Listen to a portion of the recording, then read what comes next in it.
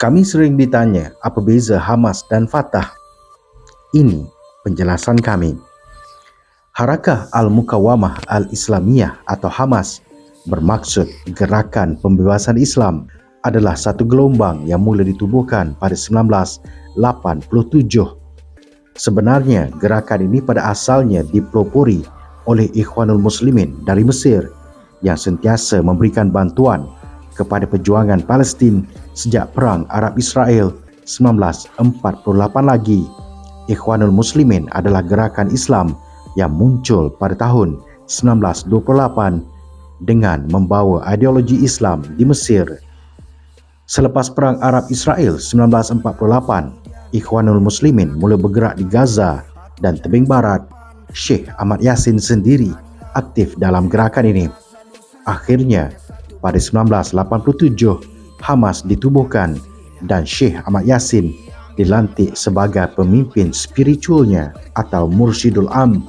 Ideologi gerakan ini agak berbeza dengan pertubuhan lain kerana mereka membawa ajaran Islam dan jihad dalam dasar mereka. Hassan al-Banna adalah pengasas Ikhwanul Muslimin. Beliau dibunuh pada 12 Februari 1949. Bagi Hamas, perjuangan membebaskan Palestin adalah tanggungjawab semua umat Islam di dunia ini. Hamas juga yakin dengan perjuangan menentang Zionis adalah perjuangan untuk hidup dan bukan hanya merebut sebuah negara. Walaupun begitu, Hamas masih mengiktiraf kebebasan beragama, terutamanya kaum Kristian di Palestin. Berbeza dengan Hamas, Fatah ditubuhkan lebih awal, iaitu pada tahun 1959 oleh Yasir Arafat dan rakan-rakannya. Pertubuhan ini mula memasuki politik pada 1965 dan selepas itu menyertai Palestine Liberation Organization atau PLO pada 1967. PLO adalah gabungan pelbagai parti dan organisasi di Palestin. Pada asalnya, pertubuhan Fatah juga dipengaruhi oleh Ikhwanul Muslimin. Tapi bila Fatah banyak bergabung dengan sokongan negara-negara Arab lain, ideologinya boleh berubah kepada sekular dan nasionalis. Akhirnya pada 1960, Ikhwanul Muslimin mengisytiharkan mereka menentang dasar Fatah dan itulah punca perpecahan pertama mereka antara para pejuang Palestin. Sikap berlemah lembut Fatah dengan Israel tidak diterima oleh Hamas. Perbezaan ideologi antara Fatah dan Hamas cukup untuk membuatkan dua parti ini berkonflik. Hamas dengan sikapnya yang tidak akan sesekali berlembut dengan Israel berbeza dengan Fatah yang banyak berlembut dengan Israel. Menurut Dr. Abu Hanifah Haris dari Jabatan Sejarah Universiti Malaya, konflik awal antara Hamas dan Fatah apabila PLO yang dikuasai Fatah menerima resolusi Perjanjian Damai Madrid 1991. Hasilnya, Israel menarik balik status pengganas kepada PLO. Kemuncak ketegangan Fatah Hamas berlaku pada 1993 apabila PLO menandatangani Perjanjian Damai Oslo antara PLO dan Israel. Tindakan itu dilihat bercanggah dengan pandangan majoriti rakyat Palestin termasuk Hamas yang melihat bahawa kerjasama dengan Israel adalah sia-sia dan mengkhianati kepercayaan rakyat Palestin terhadap PLO. Perjanjian Oslo ditolak oleh Hamas dan rakyat Palestin kerana perjanjian itu hanya menguntungkan Israel dan dilihat menggadaikan bumi Palestin. Hamas melihat tindakan Arafat, pemimpin PLO, sebagai terburu-buru dalam mengejar kemerdekaan Palestin sampaikan sanggup menggadaikan prinsip asal perjuangan mereka. Akibat daripada konflik itu, Hamas mengambil keputusan untuk memboikot pilihan raya 1996 yang seterusnya menyaksikan Fatah menang.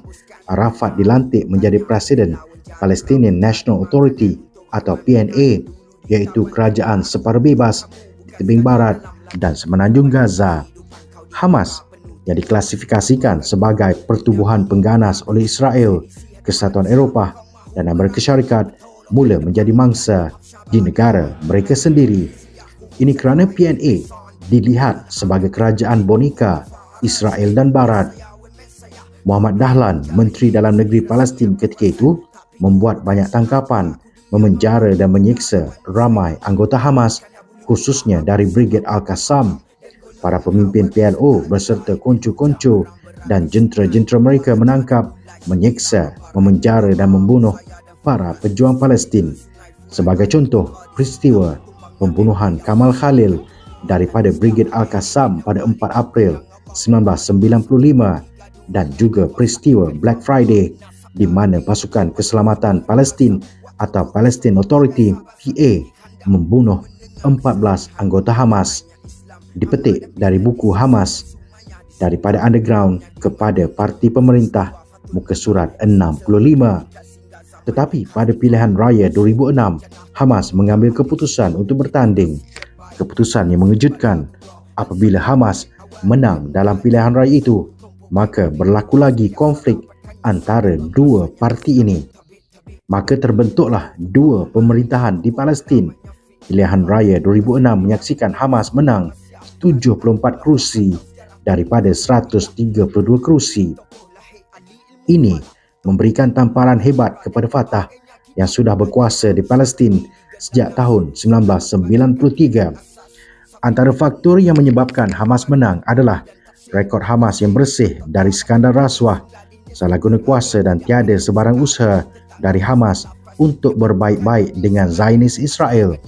Anggota dan aktivis Hamas yang terkenal dengan disiplin dan taat setia kepada pemimpin dan organisasi. Kerja-kerja kebajikan Hamas yang berkesan kepada masyarakat Palestin. Hamas menjadi alternatif perjuangan atas dasar Islam kepada rakyat Palestin yang kebanyakannya kecewa dengan cara sebelumnya yang gagal memerdekakan Palestin. Prinsip Hamas yang tidak sekali-kali mengiktiraf negara Israel dan tegas menyatakan bahawa Israel adalah entiti haram yang ditegakkan di atas bumi Palestin yang berdaulat. Israel cukup marah bila tahu Hamas menang. Tuduhan Hamas sebagai pertubuhan pengganas telah dinafikan apabila 5 warga Kristian bertanding atas tiket Hamas dalam pilihan raya itu. Akibat daripada kemenangan itu, Ismail Haniyeh, pemimpin utama Hamas, dilantik menjadi Perdana Menteri. Apa yang lagi menarik, seorang Kristian Palestin juga dilantik menjadi menteri oleh Hamas. Tetapi kerajaan ini tidak bertahan lama apabila kemuncak konflik Fatah-Hamas yang berlaku pada tahun 2007 apabila Mahmud Abbas, Presiden Palestin, bertindak memecat Ismail Haniyeh. Akibat tindakan Hamas yang cuba mengukuhkan pengaruh di semenanjung Gaza, di samping tindakan Ismail Haniyeh mengisytiharkan bahawa kerajaan Palestin tidak mengiktiraf Israel dan pandangan tersebut ditentang Fatah yang melihat pandangan tersebut hanya mewakili pandangan Hamas. Mahmud Abbas juga meletakkan Kementerian Kewangan dan Kementerian Keselamatan di bawah pejabat Presiden dan menubuhkan pasukan keselamatannya sendiri yang ditaja Amerika Syarikat. Kesannya, pasukan keselamatan Abbas selalu mengganggu dan membuat huru-hara di Palestin untuk menggulingkan Hamas. Dua pertubuhan ini juga saling menculik antara satu sama lain. Hubungan antara Fatah dan Hamas yang pada mulanya nampak tidak berkonflik, akhirnya bertembung sesama sendiri. Konflik antara Hamas dan Fatah ini nampak agak serius selepas kematian pemimpin utama mereka, Sheikh Ahmad Yassin dan Yasir Arafat. Ini kerana hubungan Yasir Arafat dan Sheikh Ahmad Yassin sebenarnya baik kerana mereka cuma berbeza pendapat tetapi sama matlamat untuk kemerdekaan Palestin. Namun selepas kedua-duanya meninggal dunia pada tahun 2004, hubungan antara kedua-dua pertubuhan ini semakin tegang kerana pengganti masing-masing meneruskan perjuangan asal pemimpin mereka. Hamas melihat Fatah terlalu berlembut dengan Israel demi kemerdekaan Palestin sehingga mengikut saja apa sahaja kemahuan Israel. Walaupun berlainan ideologi, hubungan antara Arafat dan Ahmad Yassin tetap baik. Itu adalah kenyataan. Kesan dari sengketa ini menyebabkan wujudnya dua kerajaan sekarang, iaitu Hamas di semenanjung Gaza dan Fatah di tebing barat. Walaupun begitu, kerajaan Fatah tidak sah dari segi perundangan dan perlembagaan kerana tidak dibentuk dari persidangan parlimen. Israel dan Amerika Syarikat pula dengan pantas memberi bantuan kepada Fatah dengan menarik balik sekatan di tebing barat dan banyak lagi bantuan keuangan. Sebenarnya, tindakan Fatah inilah yang betul-betul mengecewakan ramai pihak, khususnya rakyat Palestin.